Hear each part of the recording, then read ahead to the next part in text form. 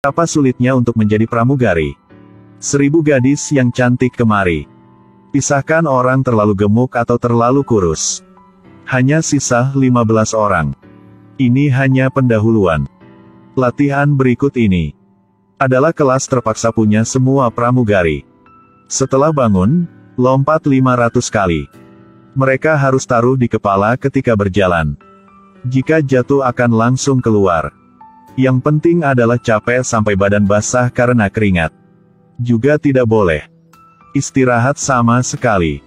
Muter dalam 10 menit. Juga tidak boleh pusing. Sasa tidak menahan lagi. Langsung ke toilet dan muntah. Tapi berhasil lewat semua ujian itu. Masuk magang berikutnya. Dalam waktu ini, semua yang magang ada waktu 20 menit. Di saat semua poin hilang, langsung keluar dari situ.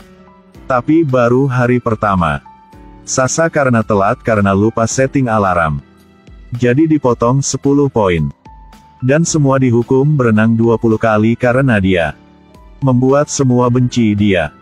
Jadi ketika berlatih, Reken menyamar jadi tamu. Membuatnya sulit baginya. Akhir dari akhirnya, mewawancarai 1000 orang. Hanya sisa 7 orang. Sasa hanya sisa 3 poin. Juga berhasil magang menjadi pramugari. Dia pakai kaos kaki warna hitam. Ganti sepatu hak tinggi 10 cm. Pakai pakaian pramugari yang terang dan cantik. Akhirnya juga sampai hari terbang pertama. Tunggu. Kenapa masih kurang 1 orang? Pertama kali terbang tapi ketiduran. Sekarang Sasa sangat panik. Sangat sulit baru lulus dari ujian. Tidak mungkin di hari kerja pertama dia dipecat. Dia langsung pakai pakaian. Pakai papan nama. Langsung berangkat. Baru sampai bandara sudah buru-buru. Apa itu? Sasa tidak perhatian. Di kepala dia hanya mikir tidak boleh telat. Akhirnya sampai juga. Melihat kerjaan ini sangat capek. Pramugari bukannya cukup cantik saja. Kenapa harus beresin ini seperti seorang ibu? Tiap hari harus menangani semua jenis pekerjaan pelanggan. Kak. Cepat. Saya mohon kalian tenang dulu. Baik. Sasa tidak bisa menahan lagi. Ketika diantar makanan. Melihat tamu sedang berantem. Karena kerjaan ini dia sudah mencoba omong. Tapi disemprot kopi ke badan. Bajingan kau. Kau bajingan. Kalian adalah bajingan. Jangan omong orang lain. Seluruh pesawat kaget. Belum pernah melihat pramugaris berani marahi tamu. Jadi saat turun dari pesawat, Sasa dipanggil ke kantor. Langsung dimarahi oleh pemimpin. Penumpang mengeluh. Ini adalah rasa malu terbesar dalam industri penerbangan. Sasa harus menulis review 20.000 kata. Pasti takut sampai tua nanti. Setelah ini dia sudah bisa belajar harus patuh. Temukan pelanggan yang galak. Dia juga semangat untuk bantunya. Kompartemen ekonomi di depan. Dan akhirnya mencoba tiket punya pelanggan ini. Iya Tuhan. Ruang VIP. Apakah sangat malu ini? Sasa takut dilapor. Hanya bisa senyum dan senyum. Tidak punya pilihan lain, orang itu juga tidak peduli. Saya tidak makan. Saya hanya ingin melapor saja. Membuat Sasa kesal. Dia memukul ke udara. Hasilnya yang tadi belum selesai. Mendapatkan masalah baru, ada pelanggan belum matikan ponsel. Demi keselamatan kau dan orang lain. Saya mohon untuk matikan ponsel Anda sekarang juga. Ketika tidak bisa menahan lagi. Sasa pegang baju pria itu. Ingin pukul. Ternyata itu hanya ilusi dia. Jika hanya ilusi tidak ilegal. Sial. Suruh kau matikan ponsel kau tidak mau. Setelah itu. Sasa dengan senyum di wajah. Tidak menyangka saat itu. Ada pelanggan sakit jantung. Jatuh dan pingsan. Kepala pramugari melihat itu. Langsung panggil pramugari yang lain. Mereka bagi tugas. Menyebarkan pertolongan pertama di tempat. Tak heran bila pernapasan buatan. Rekan di samping tidak mau melakukannya. Nyawa orang lebih penting. Sasa lari ke samping. Dorong dia. Langsung bantu pelanggan ini. Setelah berapa kali, akhirnya menyelamatkan hidup pelanggan ini. Pengorbanan tidak sia-sia. Sasa ke toilet langsung muntah. Saat ini kepala pramugari kemari. Ambil papan nama. Mulai hari ini, kau tidak usah magang lagi. Kau sudah menjadi pramugari sejati. Melalui berjuang diri sendiri, akhirnya mimpi Sasa sudah menjadi nyata. Menjadi pramugari standar. Pasti kau tidak bisa bayangkan kekuatan punya guru ini seberapa besarnya. Tahu orang tua siswa bisa potong rambut. Dia langsung kemari untuk dapat gratis. Setelah selesai, pura-pura ambil cek di tas. Tapi dia tahu pasti orang tua siswa tidak akan ambil. Lampu sudah rusak. Tengah malam telepon orang tua siswa yang bisa servis. Suruh dia besok pagi kemari. Yang lebih gila adalah setelah pulang sekolah, suruh para siswa datang ke rumah untuk beresin. Bagi yang tidak mau kemari, pasti tidak akan lolos dari dia. Jelas ini bukan pertama kali dia melakukan seperti itu. Mulai dari hari pertama guru ke kelas ini, mimpi buruk para orang tua siswa resmi dimulai. Adalah guru wali kelas. Kelas pertama dimulai. Pertama adalah absen. Tapi cara dia absen beda sama orang normal. Siswa harus bangun untuk dia tahu mukanya. Dan harus kasih tahu orang tua kerja apa. Semua itu dicatat sama dia. Orang tua siswa ada hakim, dokter. Ada orang biasa di kelas bawah. Kerjaan semua orang tua siswa berbeda. Nanti bisa menjadi asisten untuk guru. Untuk menjawab, dia ingatkan ujian yang akan datang. Untuk orang tua siswa yang bisa beri dia sesuatu. Dan untuk orang tua yang menolak bantu dia. Dia akan diam-diam ingat namanya. Lalu akan marahi anak orang itu. Hari itu, guru tahu ayah anak ini kerja di bandara. Suruh dia kirim barang ilegal untuknya. Tapi ayah anak ini hanya akuntan di bandara. Jelas tidak punya kekuatan seperti itu. Tidak punya pilihan lain. Hanya bisa kemari untuk minta maaf guru. Guru ajak dia minum. Mulut omong gak apa-apa. Tapi anak dia menerima perlakuan yang berbeda. Gadis kecil suka senam. Tapi guru tidak izin dia naik ke panggung. Di kelas dia sering ucapan. Tapi dia tidak panggil nama anak ini lagi. Dia tidak bisa menahan lagi. Langsung kasih tahu kesalahan guru di kelas. Dan guru terus omong anak ini sedang menghina dia. Dan omong kata-kata yang sangat sulit untuk didengerin. Kamu tidak pintar sekolah. Suatu hari kamu bisa menjadi juara dunia. Tapi prestasi kamu berada di bawah kelas. Tidak terduga. Dia menjadi bahan tertawaan. Performanya menurun dari hari ke hari. Prestasi terendah di kelas. Bahkan duduk di kantin makan juga diketawain. Dan bilang Eki dia rendah. Teman dia samping tidak bisa menahan lagi. Langsung pukuli mereka. Dan tindakan ini punya dia. Kebetulan dilihat oleh guru. Guru tidak mau tahu siapa yang salah. Tidak omong apa langsung hukum dia. Ternyata di kelas anak ini juga diperlakukan seperti gadis itu. Panggil dia namanya rambut keriting. Ayah dia adalah tukang servis. Kebetulan juga pelatih gulat.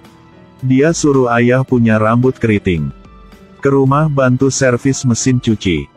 Tapi ayah dia tidak mau. Di kelas guru mulai target anak ini. Saya ingat kau yang omong. Pergi ke kantor kepala sekolah sekarang. Rambut keriting tidak mau seperti itu. Langsung lemparkan buku keluar. Tanpa diduga, sesuatu yang tidak terduga terjadi. Bajingan kau. Walaupun dipukul, tapi sakit hanya sebentar. Karena ganteng akan menarik perhatian teman yang lain. Rambut keriting tidak bisa ikut latihan karena dihukum di sekolah. Hasilnya pulang ke rumah. Dia dipukul oleh ayah. Membuat kekacauan di rumah. Malam itu, ayah obrol sama anak. Dan bilang anak dia agak berani. Dan guru terus menelepon dia. Bilang anak dia vandalisme di kelas, dan praktik yang hilang. Rambut keriting tidak peduli. Langsung bangun dan pergi. Ayah melihat itu dorong dia ke sofa. Kaki dia juga bergerak tidak mau diam. Langsung kasih tahu kebenaran untuk ayah. Dan bilang ayah hanya tahu pukul orang lain saja. Ayah tidak tahu cara untuk bantu orang itu. Dan itu juga yang teman sekelas harus menghadapi. Ayah mendengar itu, tidak bisa percaya. Dan bilang anak dia bohong. Besok anak rambut keriting ke kelas. Mencari teman sekelas dan tanya kepadanya. Tidak menyangka jawaban dari mereka mengejutkan dia. Sang ayah sangat marah. Lalu ingin beri pelajaran buat guru itu. Lalu dia mencari ke rumah guru. Sekarang siswa sedang bantu guru beresin rumah. Cerita dari anak sekali lagi sudah dibuktikan sendiri. Guru berpikir soal dia pukuli rambut keriting sudah ada hasil. Dan pikir ayah datang ke sini untuk bantu servis mesin cuci. Belum sempat ambil air minum.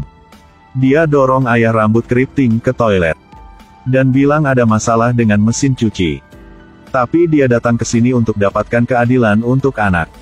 Lalu tutupi pintu. Mulai omong lagi. Jika berani menghina anak saya sekali lagi, saya tidak akan memaafkan kau. Lalu guru tidak berani cari masalah dengan rambut keriting lagi. Tapi dia mulai bully gadis ini lebih gila lagi. Anak ini karena sering dimarahi jadi tidak mau sekolah lagi. Suasana hati semakin buruk. Akhirnya suatu hari, dia tidak bisa menahan lagi dan memilih untuk bunuh diri. Untungnya ibu dia pulang tepat waktu. Bawa dia ke rumah sakit. Berhasil selamatkan anaknya. Setelah orang tua anak itu tahu, langsung kumpulkan semua orang tua yang lain. Tuntut ke tempat kepala sekolah. Tapi kepala sekolah ada yang sulit untuk dikatakan. Suami dia dulu seorang penting. Dan adik dia juga punya kekuatan di luar. Tidak lama kepala sekolah kasih satu ide. Jika semua orang tua di kelas kerja sama TTD surat ungkapkan kejahatan guru itu. Kepala sekolah langsung orang itu keluar. Tetapi fantasi berbeda dari kenyataan yang kejam. Berpikir semua orang tua yang telah disiksa oleh guru itu pasti akan TTD. Tapi ketika surat ditaruh depan para orang tua, sepertinya pukuli muka sendiri. Walaupun semua udah jelas. Dalam hati mereka sangat mengerti. Tapi untuk TTD dan ungkapkan kejahatan guru, hanya ada berapa orang yang melakukan itu. Dan orang tua yang kaya yang pernah soap guru. Tidak berpikir guru yang salah. Bahkan bantu omong untuk guru. Dan para orang tua yang pernah bantu guru. Tidak berani marah dan omong apa. Karena mereka tidak punya apa. Takut ke depan di sekolah ini. Membuat anak mereka mendapat lebih banyak masalah lagi. Melihat adegan yang tersinggung ini. Pada saat itu, seorang berani bangun. Tidak peduli orang lain dan memutuskan untuk TTD. Dia adalah ilmuwan. Demi anak dia. Dia sering dihina oleh guru dari anak. Bahkan ambil alasan kemari untuk bantu anak dia belajar. Ke rumah dia melakukan segala hal. Bahkan makan malam juga bantu dia masak. Karena dia tahu, ilmuwan dan istri tidak satu rumah. Sudah hilang rasa dari waktu yang cukup lama. Ini adalah kesempatan untuk guru. Setelah mendengar itu, ilmuwan tidak menahan lagi. Dia merasakan guru ini membuat orang lain merasa jijik. Tapi tindakan dia membuat orang kaya marah. Mereka suruh orang lain keluar dari kelas. Akhirnya hanya sisa berapa orang yang TTD di surat. Ini jelas tidak bisa usir guru ini pergi. Sebelum pergi, wakil kepala sekolah kasih tahu mereka metrik yang menakutkan. Tingkat promosi guru lain adalah 50%. Tapi di kelas guru ini, hanya 15%. Guru mengungkapkan soal ujian. Walaupun itu membuat prestasi siswa terlihat baik. Tapi ketika itu akan terungkap dalam ujian kelas. Semua akan terungkap. Orang tua yang telah hancurkan hidup anak mereka sendiri. Semua orang mendengar itu hanya diam tidak omong apa. Tapi mereka tidak mau TTD. Langsung pergi. Dan orang tua kayak setelah pulang. Tidak pulang ke rumah. Tapi semua lari ke rumah guru itu. Guru dengan muka yang puas. Berpikir hanya orang miskin tidak akan melakukan apa. Tapi tidak menyangka. Dia dan nyonya ini ingin kerja sama. Orang tua mulai menyerang lagi. Akhirnya kasih keputusan yang tepat. Langsung TTD nama mereka di surat. Walaupun keadilan datang terlambat. Tapi tidak ada kekurangan. Akhirnya guru diusir dari sekolah. Semua siswa sangat bahagia. Masa depan menunggu mereka. Tidak menyangka. Guru ini melalui link dia. Sudah muncul di sekolah ini sekali lagi. Siklus reinkarnasi dimulai. Mimpi buruk sedang menunggu siswa dan orang tua mereka.